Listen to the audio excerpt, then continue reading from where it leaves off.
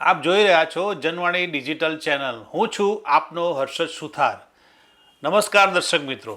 અમદાવાદ જિલ્લાનું દેત્રોજ તાલુકાનું કાતરોડી ગામ આજે ધાર્મિક ભક્તિનો અજોડ ઉત્સવ જોવા મળ્યો.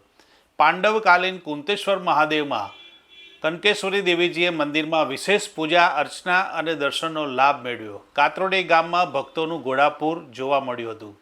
ગામમાં મા કનકેશ્વરી દેવીજીના આગમન પ્રસંગે વાસ્તે ગાસ્તે ભક્તિ ભાવપૂર્વક સાધુ સંતોનું ભવ્ય સ્વાગત કરવામાં આવ્યું. સમસ્ત ગ્રામજનોની ઉપસ્થિતિ વચ્ચે ગુજરાત પત્રકાર મહાસંઘના મહામંત્રી નટુભાઈ ભટ્ટ, ભગવાનભાઈ દેસાઈ અને કીર્તિભાઈ પટેલ પૂર્વ સરપંચ દ્વારા ફૂલહાર પહેરાવી સંતોનું આવકાર્ય કરવામાં આવ્યું હતું. કુંતેશ્વર મહાદેવમાં વૈદિક મંત્રોચ્ચાર સાથે મા કનકેશ્વરી દેવીજીએ અભિષેક અને વિશેષ પૂજા અર્ચના અર્પણ કરી.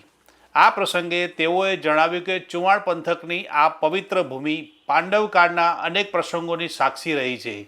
મહાભારતના સમયમાં માતા કુંતી અને પાંડવો આ વિસ્તારમાં નિવાસ કર્યો હતો અને પાંડવો દ્વારા આ દેશમાં અનેક સ્થાનોમાં શિવલિંગોની સ્થાપના કરવામાં આવી હતી.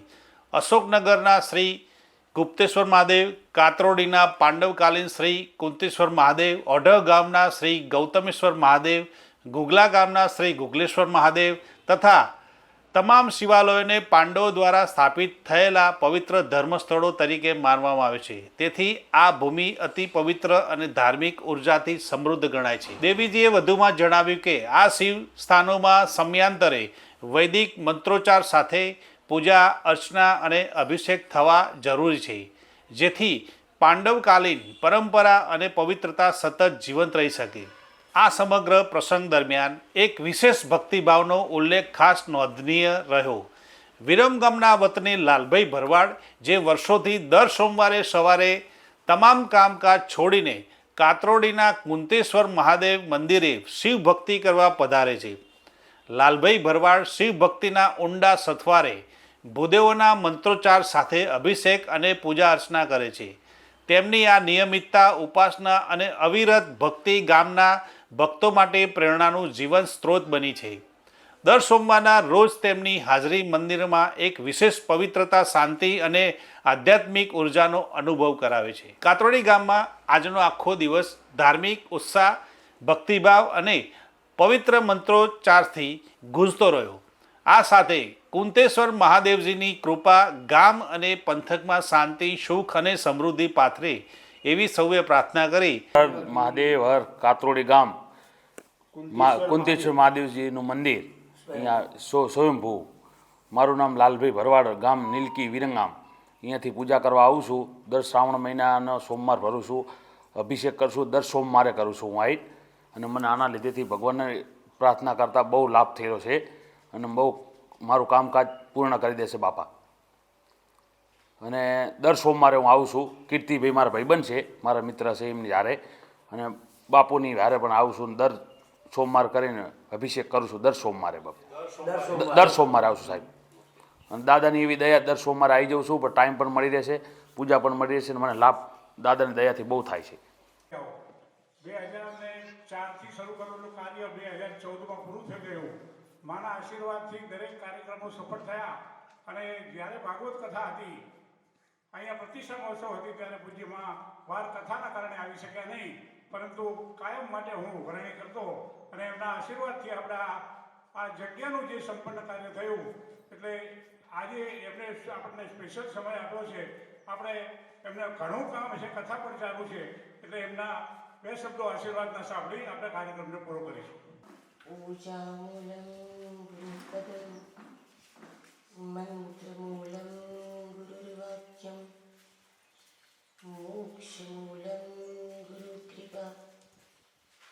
શ્રી સદ્ગુરુનાથ મહારાજ કી શ્રી કુંતેશ્વર મહાદેવ કી, श्री महाकाली माता की, सब संतन की. આજે કાતરોડી ગામની આ ઐતિહાસિક ભૂમિ, પાંડવકાલીન ભૂમિ, જે ભૂમિએ આપણા મહાભારતના કેટલા બધા પ્રસંગોને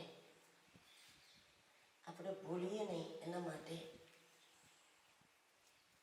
એના પ્રતીકના રૂપમાં અહીંયા જે જીવંત રાખેલા છે એવી આ ભૂમિ. અને જેમ નટુભાઈએ કહ્યું એમ બહુ સમય પછી ફરી વખત આ સ્થાનના આ ભૂમિના મને દર્શન ઉપલબ્ધ થયા. મારી સાથે મારા અખાડાના શ્રી મહંત શ્રી પરમેશ્વરાનંદજી મહારાજ જે નર્મદા કિનારેથી અહીંયા ઉપસ્થિત છે, મારા મોરબીથી જયદેવાનંદજી ઉપસ્થિત છે, આ સ્થાનના મહંતજી ઉપસ્થિત છે, આદરણીય શ્રી નટુભાઈ, આપણા શર્માજી, રાજુભાઈ અને કાતરોડી ગામના આપ સૌ વડીલો, માતાઓ, ભાઈ બહેનો, આ ભૂમિ, આ વિસ્તાર એક રીતે જોવો તો એ વાતનું આશ્ચર્ય લોકોને પણ થાય, કોઈ પણ કે એવડા મોટા ઉદ્યોગ નહીં, એટલી મોટી વ્યવસ્થા નહીં, અને એમ છતાં એ પ્રકારના જેટલા પણ ગામો તમે બીજા પ્રાંતમાં જો તો ખાલી થઈ ગયા છે, પણ આપણા ગામો હજુ હૈરા ભૈરા છે. એનું કારણ છે કે આ ભૂમિમાં ધર્માત્માઓના ચરણ પડ્યા છે, પાંડવોના ચરણ પડ્યા છે. પાંડવોને આપણા પુરાણોમાં ધર્માત્મા માન્યા છે. ભગવાન કાયમના માટે પાંડવોના સાથે રહ્યા. હવે જો પાંડવો અહીંયા સુધી આવ્યા હોય અને કુંતી માતાએ અહીંયા શિવજીને બિરાજમાન કર્યા હોય તો એવું ન હોય કે 5 મિનિટ આવી નીકળી ગયા હોય. જ્યાં એમણે અમુક નક્કી સમય સુધી વાસ કરેલો હોય અથવા જેમણે નક્કી સમય સુધી અનુષ્ઠાન કરેલું હોય ત્યાં જ એમણે આ રીતે શિવજીને બિરાજમાન કરેલા હોય. એટલે અહીંયા માત્ર પાંડવો આ રસ્તેથી પસાર થઈ ગયા હોય એવું નથી લાગતું.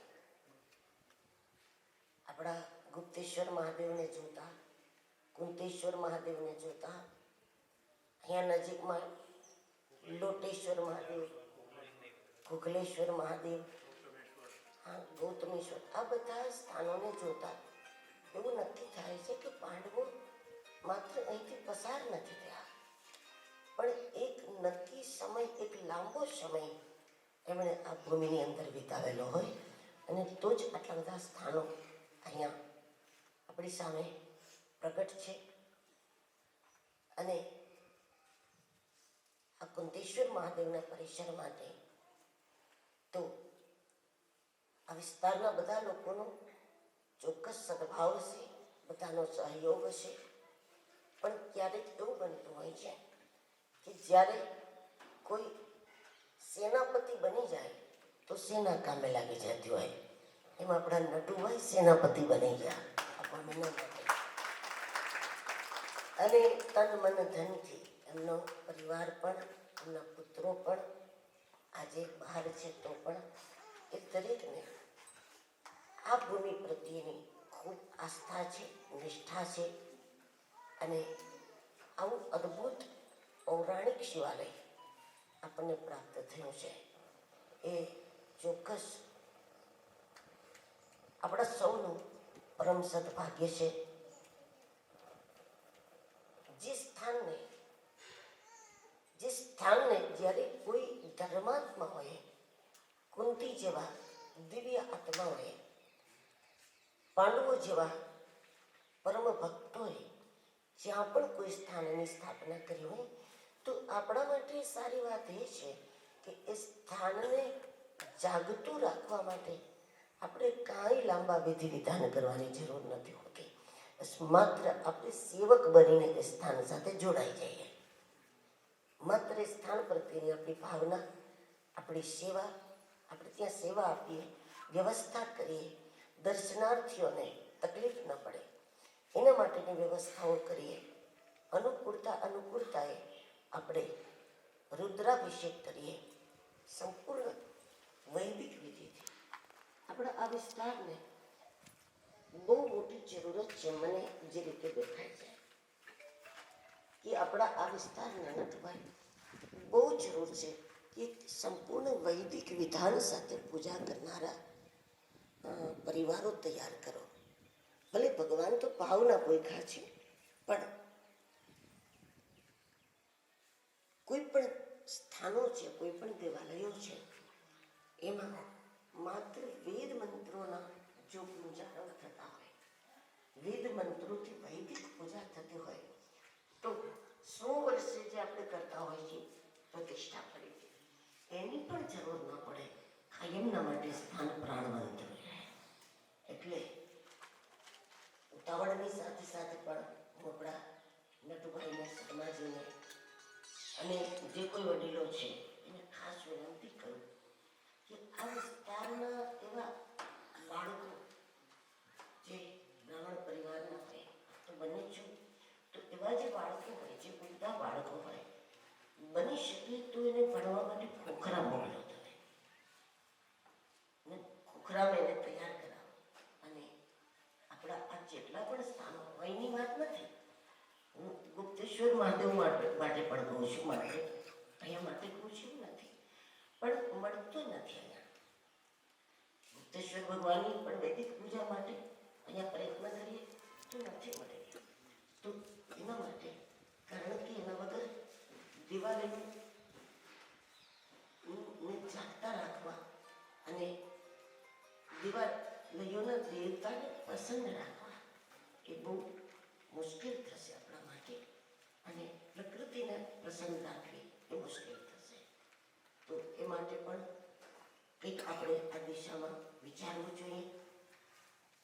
અહીંયા પાઠશાળા ક્યાંય હોય, અશોકનગરમાં બનાવો તો પણ વાંધો નથી, અને અહીંથી ત્યાં મોકલો બાળકોને તો પણ વાંધો નથી.